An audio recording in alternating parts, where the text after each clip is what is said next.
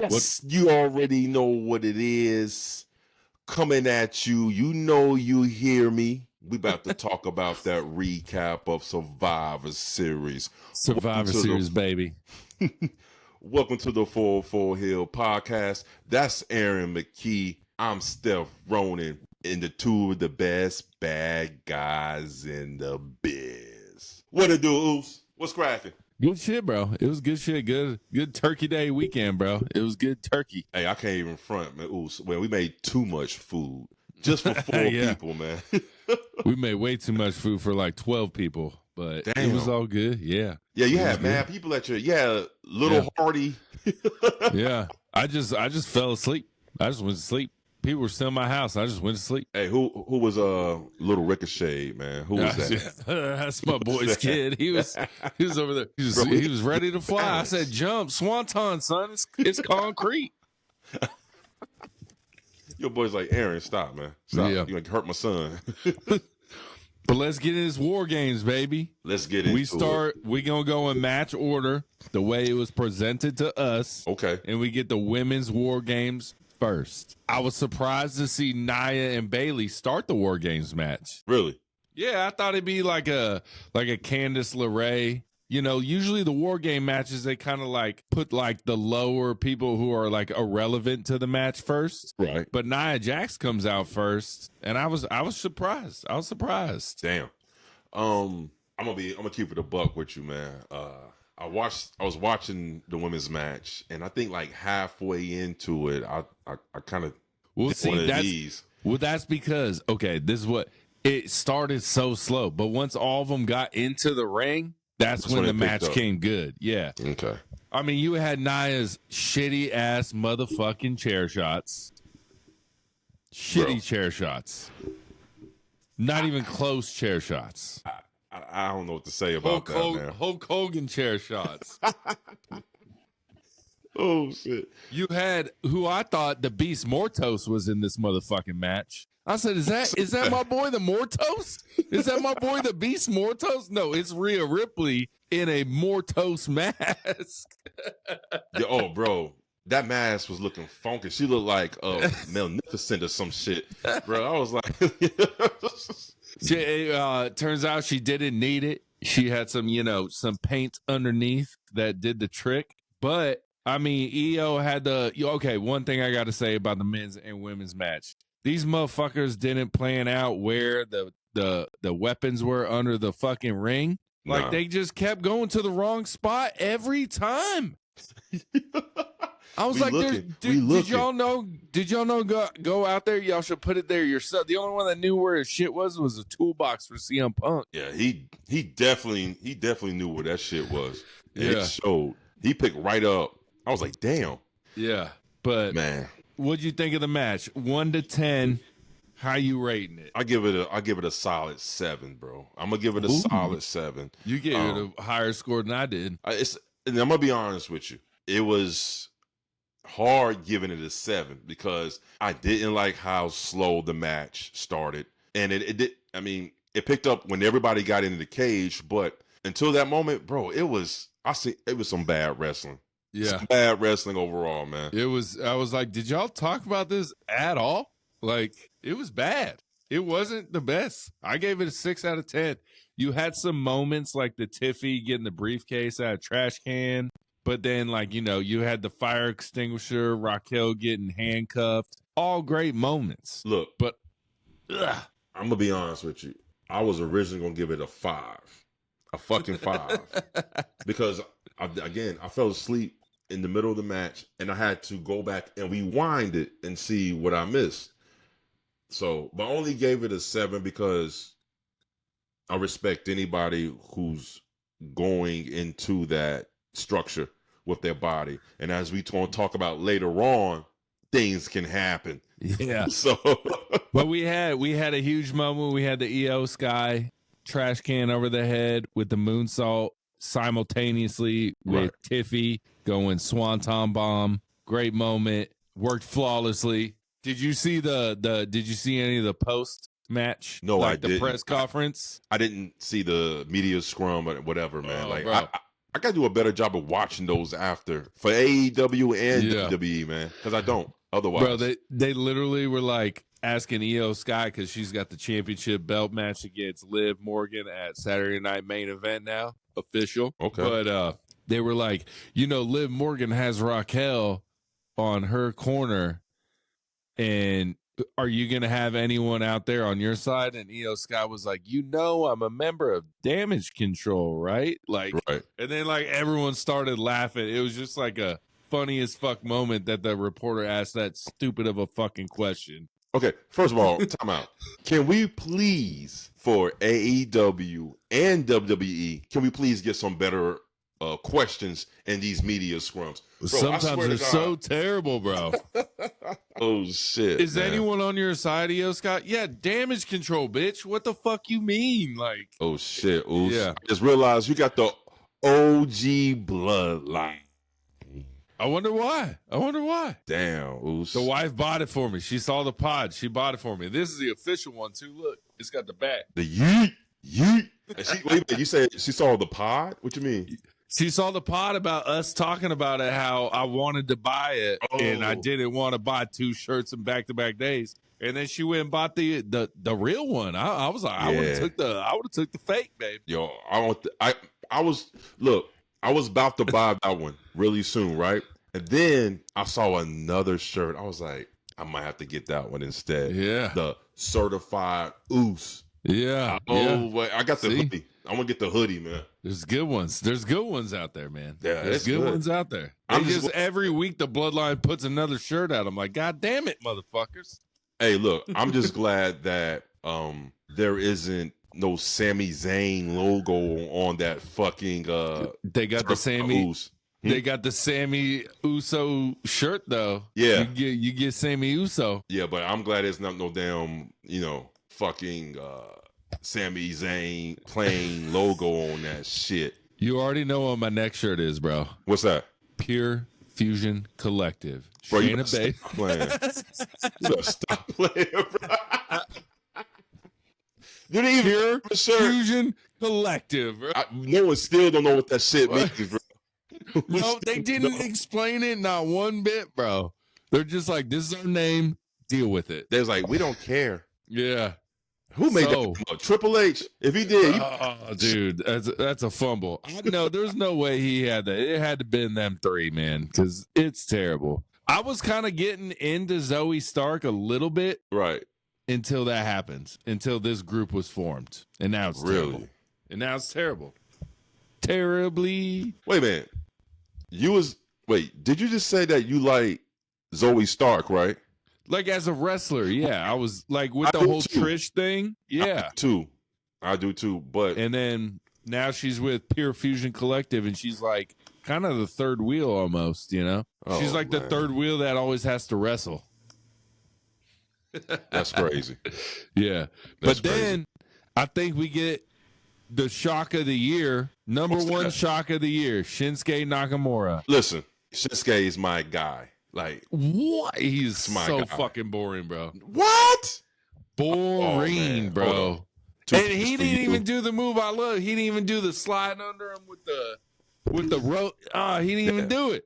That is a good move. But the thing, Shinsuke's, did you notice from SmackDown to Survivor Series, they changed his theme music twice? Oh, yeah. I did see it. I was like, man, is it different than it was last night? It was different. I did think that, but I also had a lot of Jim Beams. So I was like, maybe I was wrong. Nah, bro. They changed it again. Yeah. It was. Yeah. I like this one better. This is dope. I like him coming out. Yeah. The whole entrance, dope. And honestly, now that if you go and rewatch LA Knight's entrance, you could tell he's gonna lose the match in his face, his manner. He doesn't seem excited going into the match. Oh, I thought you said he's only lose the match because ain't nobody cheering for that motherfucker like it was, bro. They was cheering more than they were for Shinsuke. Wait a minute, hold up. Okay. So let's LA Knight. Do you think LA Knight should have lost that match? Yes, he should have. Because if you remember, Too little of a build. You needed a month build for that, not a fucking 2-week build, man. You needed 4 shows. I'm gonna tell you why he should have lost that match, man. He's cooling all the way down. You think? I know What's next for LA Knight? A rematch with Shinsuke? Where does he go from here? Do you think he just fizzles off? Yeah. He's the not internet's gonna be mad at you, bro. He's gonna. Who's gonna be mad? The internet. The internet gonna be mad at you, bro. Yeah, the IWC. Hi guys. Fuck that. Listen, I'm gonna tell you like this. There will be a rematch, but I promise you, he's gonna lose that shit too. I do think he loses it. I just don't know where he goes from here. I mean, he'll be in the Rumble. Obviously, He's not going to win the Rumble. Maybe he'll have like a little feud with Carmelo or something along those lines. I don't know. Maybe like I heard not Sam Wrestling, Sam Roberts, he was saying like this is a perfect opportunity for Shinsuke to knock off like a few quick matches, beat some people, and then this is like a reset of LA Knight to kind of rebuild his character and just get some easy, like go against a couple like strong competitors and kind of just rebuild his brand basically. But see, that's crazy because he shouldn't have to rebuild his character. I mean, because he was already at the top. Right. He was peaked. He was the draw. Hey, Triple H, you messed up LA Knight. I'm told you. Said it. What was he supposed to do? Or was he supposed to give LA Knight the belt from Roman? No. He shouldn't even put him in the match with Roman. That's the thing. That's where you're saying he went wrong. Come on. Think about it. Yeah. Because look, you know me well enough to know I was on the LA Knight train way before that shit was chewing. We was at SmackDown. Yeah. Yeah, we was when a lot of people was doing that on Raw. Yeah. Oh, Raw. Yeah, we was at Raw. Yeah. We was on a board, but then all of a sudden, when he found out that he was going to fight Roman Reigns for the title, I said, "What they doing?" Because we know he's not going to win. We knew. Yeah, it was killing his steam right then and there, killing it. Just went downhill. Yeah. So I felt bad for LA Knight because I feel like again, this is what WWE does. If you get hot on your own without their creative, man, it sucks. I think that's Zack Ryder. Remember Zack Ryder? Yeah, my boy Matt Cardona. Right. He's over by himself from the internet with the internet championship. But all of a sudden, they would not push this guy for nothing. He was one of the most over guys on their show. Yeah. I think he might be making a return soon. Really? I think so. And this week on Word on the Street, I got a subject, lock, cock, ready to rock. How different is there really differences between Triple H and Vince, or is it just the same thing in a different wrapping? You know what I'm saying? Definitely got to have that on Word on the Street, most definitely, because I got some opinions about that shit. Yeah, see, that's a good. It's some people are saying on the internet that it's just you just figured out a different way to wrap shit. You know what I mean? Again, I hope people know that Triple H ain't just the only one in charge. TKO got a lot to do with this shit. He got bosses. Too. He's got bosses. Yeah. For the first time in WWE history, there's bosses other than Vince McMahon. Yeah. That's crazy. And one of them's The Rock, which is even crazier. The final boss. The final fucking boss. Oh, then man. we get the triple threat. I thought... Whoa. Back up a little bit. We didn't give the match a rating. Oh, yeah, shit. I gave it another 6 out of 10. I gave it a 7. You gave it same score. No, I changed my score from the women's match, bro. The women's match, they get a 6. Oh, shit. He did. I forgot. I said I did give the women's match a 6 out of 10, but I gave Io Sky a 9 out of 10 because she was the MVP of the fucking match. She was. Because Candice LeRae fucked up the initial on the cage when Io Sky came up. She put the trash can and she did like a flip over and was supposed to like slam Candice LeRae, and Candice LeRae stayed on the cage. Then Io Sky had to climb back up on the cage and then like elbow Candice LeRae to make the spot work. It was just like Johnny Gargano. Man, was get crazy. your girl, bro. Where'd you go? Shit. Oh, there you go. Still there? Yeah, I'm good. We good. Oh, what happened? I don't know. Just cut. Shit. Just That wasn't go. me, Just was it? go. I don't know. Just go. Yeah, Johnny, he needs to get his girl, bro. Johnny Gargano. Yeah. He need to Hey, get his girl, Oos. She on the PLEs though. He ain't. He wasn't even on the That's PLE true. in his hometown. Very true. Very true. He I have to agree with lost that. the belts in his hometown the night before the PLE in his hometown. Triple H said, I don't give a fuck, man. Drop them titles. Suck it.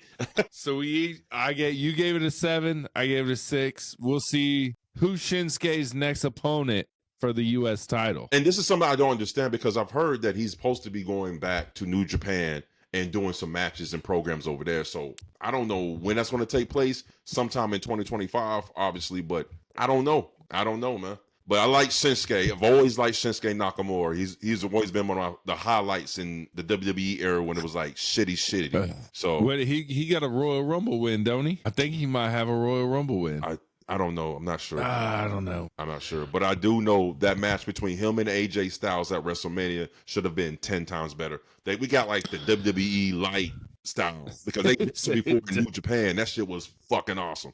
At WrestleMania, that's when Shinsuke turned heel. He hit AJ Styles with the low blow at the end of the match. But I like Shinsuke's new attire more than his old like V-neck. Skin, yeah, like I like his new, yeah. I was shit. like, man, what's this man wearing, man? I don't even know, man. I didn't like that shit either, bro. No, But and I then feel like his new attire, yeah. I do like they did make sure it's the same song he's coming out to, but you can't sing to it no more. They're like, y'all ain't singing to this shit no more. He's a heel, like he's a heel, full-fledged. Yeah. But then we go on to what I think was the best. Maybe not. Still second, but yeah, fuck yeah, second best. Braun versus Ludwig versus Sheamus. It was just a good match. Braun's fucking leap shoulder fucking check over, man. It was just athleticism, Bron Breakker to the 9th degree. It was insane, Bron Breakker, man. Everything about it was just a showcase of Braun. Okay, so after I seen this triple threat, I sat back in my chair. I said, damn. This might be the match of the night, bro, because it was that damn good. Yeah. The chemistry between Sheamus, Ludwig, and Bron Breakker was phenomenal, bro. Like, it was a good match all the way around from beginning to end. A good match, bell to bell. I gave it a fucking 9. Yeah. I gave it a 9, Oos. I gave it a 9. No, 8.9. I gave it an 8.9. I thought it was good. Sheamus, I kind of... A part of me we thought Sheamus. This is what they talked about on Sam Roberts too. It was like you didn't know you wanted Sheamus to win until he was about to win, and then you're like, "Oh fuck, I kind of want him to win." Really? It was like a you didn't know you wanted Sheamus to win, but then when he was about to win, you're like, "I want him to win." I wanted Ludwig to win. I want him to win for real. I really wanted him to win, and only because he hasn't got that strap, right? Yeah. But Grand Slam was in the heart. I wanted Luke. If he would have pulled it out, that would have been dope. He was the dark horse, man. He was the dark horse to me. But again, you can't kill Bron Breakker's championship run for the second time. You already did it with Jey Uso winning. That's you can't do it, so you got to keep it going. Yeah, you got to keep it going. I got it. How much, man? What'd you give it? 8.9. What's the one? Why is the one decimal? I don't know. You was just feeling it. Yeah, I mean, it was just, I was like, I can't give it to 9 as the highest score of the match because it wasn't my favorite match. Okay, well, so, see, this is what I was telling you. There are 2 ways to rate this show. Like, a regular wrestling match, right? You can't really compare that to a War Games type match. Yeah. You know what I'm saying? Yeah. I get that, but I was like, I can't rate this higher than this match because this match, the War Games men match, was the best match. Okay, so I had to give it a 0.1 deduction. Match? Oh, the Damian and Gunther match. Damian and Gunther, which is next. What'd you think about that? I gave it a 7.9. I liked their kind of turning Gunther into a babyface because he was pissed that Finn Balor interfered. But he sure did use it, though. I tell you. Yeah. That. He did use it, but they are setting it up to where, I mean, he hit Finn Balor with the boot to the face to be like, don't interfere in my match. And like, so they are setting that up. I just think it's kind of, they're trying to turn Gunther babyface, especially with like the way Damian Priest was like bullying him and now he can overcome it type shit. Yeah. This was actually one of my favorite matches from Damian Priest, to be honest with you, from start to finish. Yeah. Okay. I'm not see that. I've never been a big fan of Damian Priest. I don't like his whatever his twisted metal leather chains finish, whatever that shit is. I don't know. I like the fact that from the beginning of the match, right, there was a lot of psychology going on. A lot of Gunther just running out the ring, and Damian Priest is like, come on. He gets in the ring, but then on the shoulder block, he hurts his shoulder, and you can see Gunther looking at him. And great, again, WWE's top-notch production. Great shot of Gunther looking at Damian and like, oh, okay, I got it now. And then once you saw that the confidence start to build in him when he saw his arm get hurt. Because before the match, what you call him? Pussy Gunther. Pussy Gunther, bro. Damian was fucking that little bitch up, bro. He was. But again, this was one of my favorite Damian Priest's matches. I gave it an 8. A great 8, man. Yeah, see, I gave it a 7.9. 7.9. We're not too far off. Yeah. It was a great match. It was a good match. I knew Damian had no chance to win. I knew that going into it. I was like, there's no way. I don't know who's going to be the person to beat Gunther. I just pray to God it's not Bill Goldberg. I would be so upset if they did that, and I could see them doing that type of shit, but hopefully not.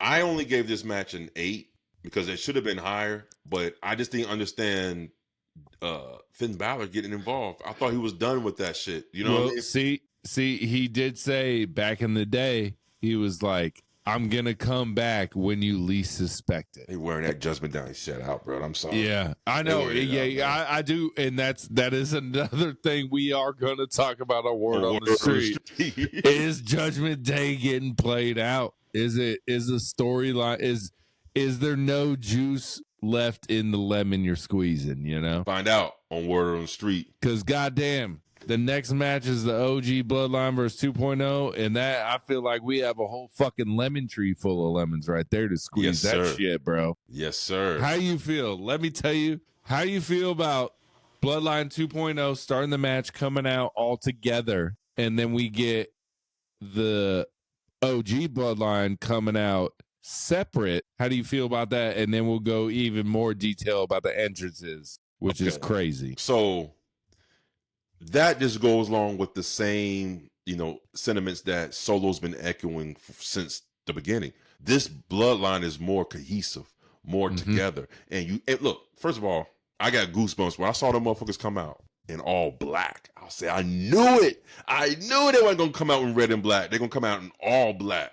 And that set it off right there. Did you notice that Solo's Bloodline was all unison colors, and then whatever, they were kind of unison on the other side, but not really. CM Punk, blah blah blah. And same for the women's. One side was all unison colors, and then the other was kind of like, we're doing our own thing. Like, well, CM Punk did rock red, black, but just in a camo, flash. So, and Roman, he never wears all red. He always wears the black pants and then a little bit of more red on the stuff. So just the red gloves or whatever. But oh man, how did you feel about Roman coming out before Jey Uso? And I know Jey Uso starts the match and he comes in from the crowd, but they had Jey Uso come out after Roman Reigns. Kind of figured that would happen.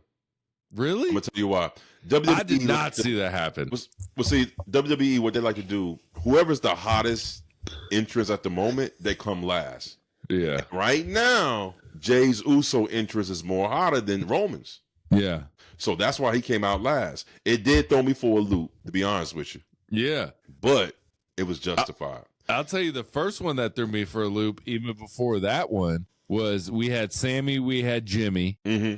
And then it was CM Punk. And I was like, what the fuck? Yeah. I was expecting Jay right there, then CM Punk, then Roman. Yeah. But they just moved Jay from whoop to there. And they're like, you're coming out last. He did start the match with motherfucking fucking hardcore parkour Tonga or Tama Tonga just fucking crawling all over the cage like he's playing fucking Super Mario. Oh, bro, he's so over with the Everyone made fun of it. He's so over with that, bro. Hey, we're talking about two big football fans here, right? How about the intro from University? Hey, oh, dude, that's so dope, bro. He's an island of relevance. Yeah.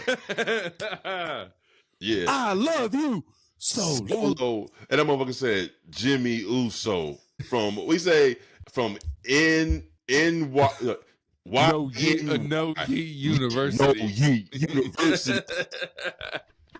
But now he yeet though. He yeet now. Yeah, he have to. It's his brother. Oh, bro. Give him some flowers. Okay. So we start with Tama Tonga and fucking Jay Uso. Great match. Oh, our Bloodline 2.0 has the motherfucking advantage. And who came in next? So you had Tama. Yeah. And then right after him was Bronson. Yeah, Bronson came in. And then we had Jacob, and then Botch, and then Solo. And then on the other side, something happened that already has 108 million views. And that is when Roman stuck his arm in front of CM Punk. Mm-hmm. And just cold forward. And then when that happened, I was like, oh, so that means Roman is going to be the last one out the cage. Oh, I knew Roman was. But then I was like, maybe he ain't. Because CM Punk ain't going to let that shit fly, bro. He's like, yeah, I'm going to sit back. And then I'm gonna let you do a little slow ass walk. First of all, hold on, Roman. What the fuck is going on with him and his walking, bro? Like his team is in trouble. He slowly walks to the ring. Those things are all over the internet of him like coming to save his team, but he's got to do the entrance, baby. listen, and then they lock the cage. Solo does, right? Yeah, so Roman can't get in. Roman's coming in last. All he has to do is just climb the cage. What? Roman's he was like, how am I getting the cage? Hey, he's shaking the cage. Yeah. Oh, he's like, oh yeah, there's no roof to this motherfucker. But Roman wasn't planning on being the last one in the cage. He was planning on going, but CM Punk hurried up out of the cage and cut off Roman. Yeah, that's on the way to the like he had to get him some get back because Roman stuck his arm out. So yeah. How'd you feel about the Bronson Reed spot, bro? I loved it. I mean, that shattered. That table shattered like glass everywhere, bro. I never seen break that many pieces at one time. But then I said, if he hits this move and he gets away scot-free, injured-free, perfect. He ended up injuring himself. Yep, looks like a broken foot somehow. Broken foot, and then my man, your man, broke his toe, man. Broke his toe. See. It happens when you jump at 15 feet off the ground. I was like, let's do the edge. And then Jacob botched the fucking move because he kind of fucking yanked something and missed the fucking So I mean, this War Games match. How would you feel about them going back to the Survivor Series match and just get rid of War Games? I think they should make the Survivor Series match a every year thing and save the War Games for like the blood, like this match called for it. The Bloodline OG versus the 2.0. This called for it. Yeah. Not so much the women's. Yeah. Okay. See, because they need a women's match. This is what Busted Open said. They said the women's match would have benefited from the Elimination Survivor Series match. It would. Yeah, because you could have ended with Rhea and Liv as the last two. And then you would have had the War Games match with the men's. They said the only reason you really can't do it is because the optics, Wait. Like you're giving the men this match, but you're not. It'd be like having the Royal Rumble again, but just having the men's Royal Rumble again. Okay. That's what they said. That's what Busted Open said, bro. They said the optics look bad if you do a War Games match with just men, and then the women's match is different than the men's match. But see, that's Busted Open. That's some old school folks. You know what I mean? Yeah. So, I'm gonna keep it a buck with you. It didn't make sense storyline wise for them to have a War Games match. It was rushed. It was too rushed. Yeah. I would have preferred it like they said, a traditional Survivor Series elimination match. I mean, can you imagine Rhea Ripley being the last one against the last three? Yeah. And just dominating them. She goes through Tiffy, then Nia, then Liv. Yeah. Yeah. I don't know. Yeah. But they were like the men's War Game match. It had everyone had hatred for everyone on the opposite side all day, every day. Yeah. Yeah.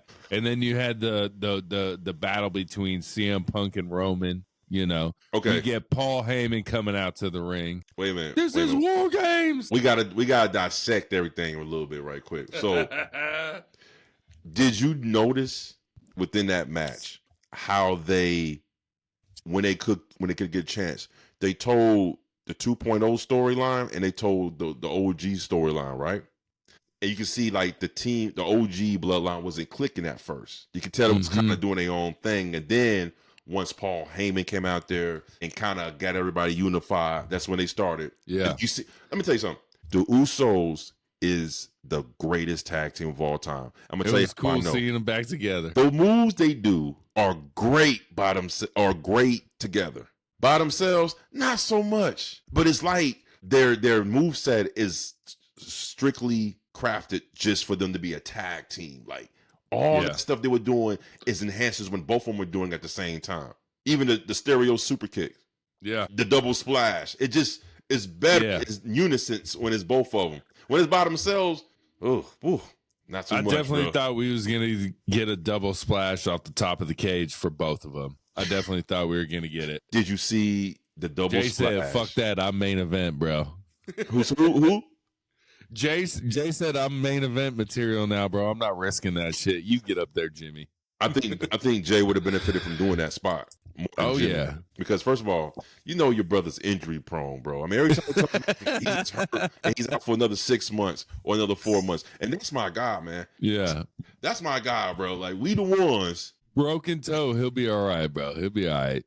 Shit. You can't launch off I hope it's the big toe. It's probably the big toe, huh? Yeah, he'll be all right. He'll be all right. Don't keep him off TV. Use him in some kind of capacity. Don't just keep him off TV for a while, please. Would you rate the match? This match, I gave it a 9.5, bro. Ooh, I give it a 9 out of 10. I give it 9.5. And I'm going to tell you, I gave it 9 point. The 0.5 comes from, at one point in the match, you saw the Usos versus the Tonga brothers. Yeah. You saw Bronson Reed and Jacob Fatu work together against CM Punk and Roman Reigns. Bro, you had so many different elements and things in this match that just like I knew WWE was going to do, because they know how to craft the story real well and within the match. And I knew it was going to happen. So yeah. I enjoyed it. I really enjoyed it. From beginning to the end, I enjoyed it. I just didn't like this, that my boys got hurt.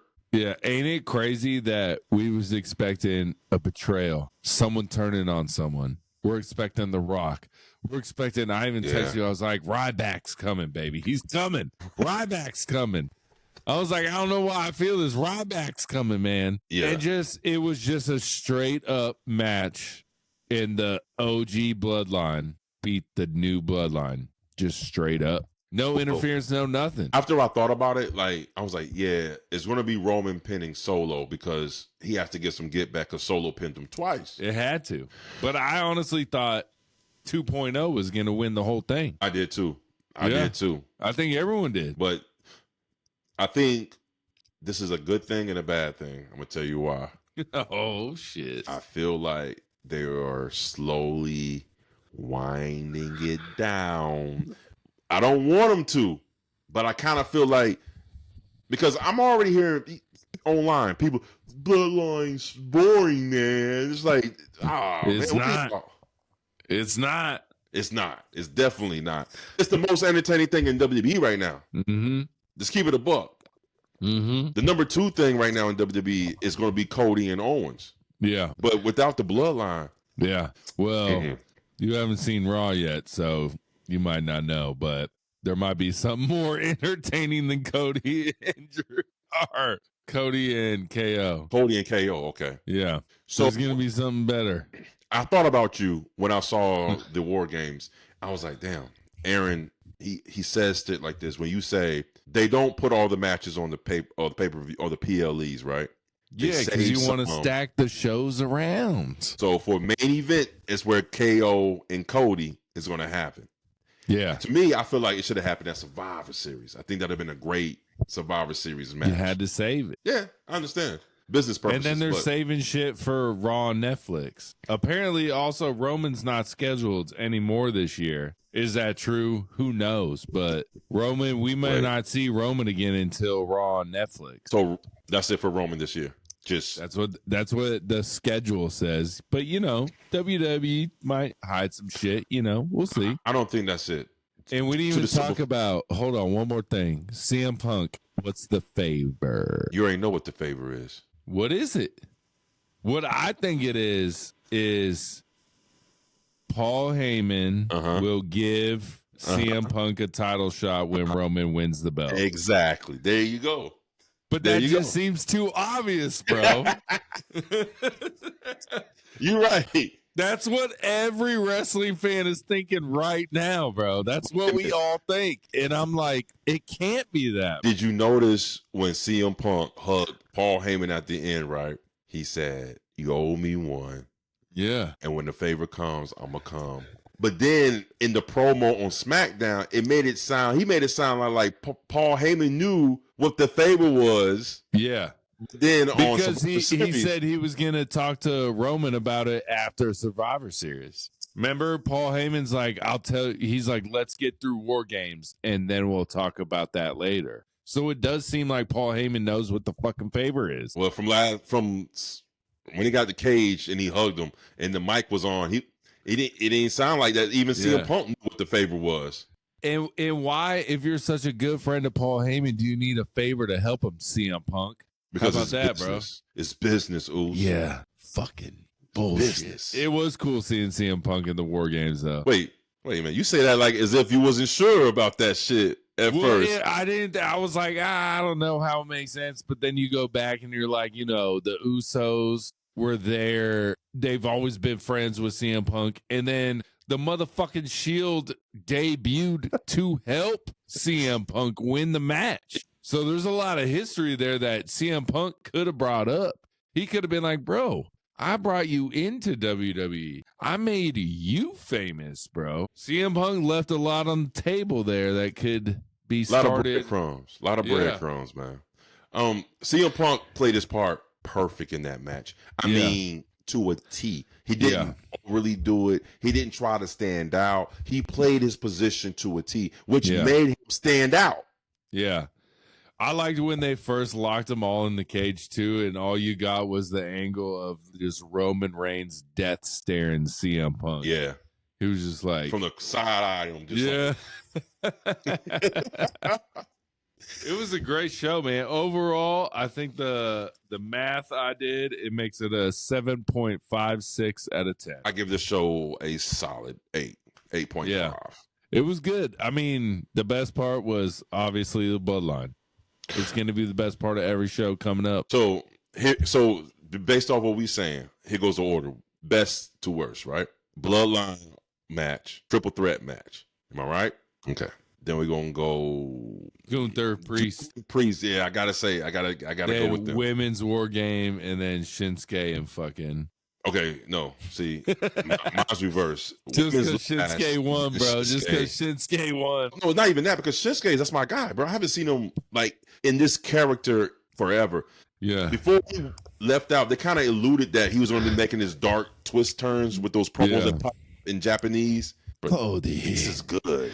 Cody was. Cody, you messed up, Cody. I like that. But I like the reason why Shinsuke is coming after LA Knight. Did you? I like that shit. You talk too much. Yeah. It's like you're covering up something. Yeah. I like that shit, bro. We'll see how Shinsuke's run goes. We'll see how that goes. Bro, if he dropped the belt next week, bro, I'm going to fucking roast WWE, man. I was like, there is an opportunity where LA Knight just wins it right back. They straight Jey Uso Nakamura, bro. Yeah, that shit would be hilarious. But overall, good show, y'all. It was a good show. I just wish the women's had a little bit something more. I wasn't really feeling that match, to be honest with you. I wasn't. Could have been better. And you know what? If y'all haven't seen it on my AEW Dynamite showcase, I did say the women's match of the week to me so far was Jamie Hayter versus Queen Aminata. But I said, we got women's war games coming up. Let's see how that goes. And I stand by what I say. That's the women's match of the week. If you haven't seen that match, bro, go check it out. Oh, yeah. It was a good match. It was a good match. Yeah, it was a good match. Bro, did you see? Wait a minute. Did you see when Queen Aminata had Jamie Hayter like against the ropes and she ran and she kicked her and then she like stared in the camera like this? Yeah. The thing is that the difference is there's like the story behind War Games for the women is what makes me more intrigued about it. The story behind Jamie Hayter and Queen Aminata is there is no story. Really. Yeah. So it was a good match, but overall, the women's war game means Rhea got the pin over Liv finally type shit, but it wasn't for the belt, So like it just means more. Yeah, storyline wise, probably. But listen, the storyline between Queen Aminata and Jamie Hayter match was though they are the ones who's participating in that women's tournament cup. That match was for that. Yeah. Did you know that? Yeah. Yeah. So that's why that match was good. You know what I mean? And again, I don't need storylines for all my matches for me to be able to enjoy the match. Just the in-ring action sometimes just justify, Just does it for you. Yeah. It gets the juices flowing. It's like boxing, right? Like, do you need to know every storyline to watch the undercard? No. But sometimes the undercards be busting ass better than the main event. Yeah. So same thing. But I'm waiting to see what NXT do. Like, thanks to you, I've been keeping a little bit eye on NXT. Yeah, and they're all looking good, bro. It's looking good. Okay. I told you, bro. I told you. And guess what? I've been watching too. I've been watching a little bit of that TNA, man. Yeah, TNA, the Hardys. Yeah. The knockout division is still good, man. Joe Hendry, baby. Joe Hendry. I believe in Joe Hendry. That's it, y'all. But that's a motherfucking. You tell us what y'all feel. Survivor Series War Games. Love it. What do y'all rate it out of 10? Use decimals, whatever y'all want to do. So you gave it a 7.5, what'd you say?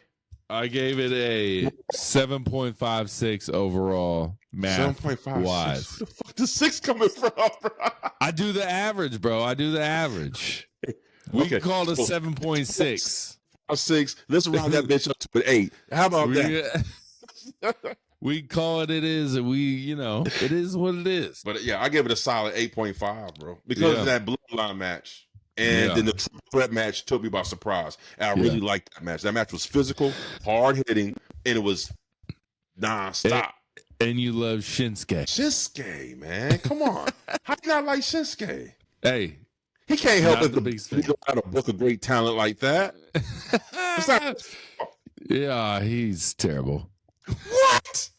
He's terrible. Terribly. Come on, Ooze. I know you bullshit, but you can't be telling me Shinsuke's terrible, man. He's great. He's great. But that's the Survivor Series prediction show, y'all. Let's give a shout out every Thursday. We gonna record this week a Wednesday, but we gonna post it on Thursday. Yeah. But we do word on the street and fan questions. Send the fan questions in 404heels@gmail.com or just post them on a picture, comment, video, anything. Post it.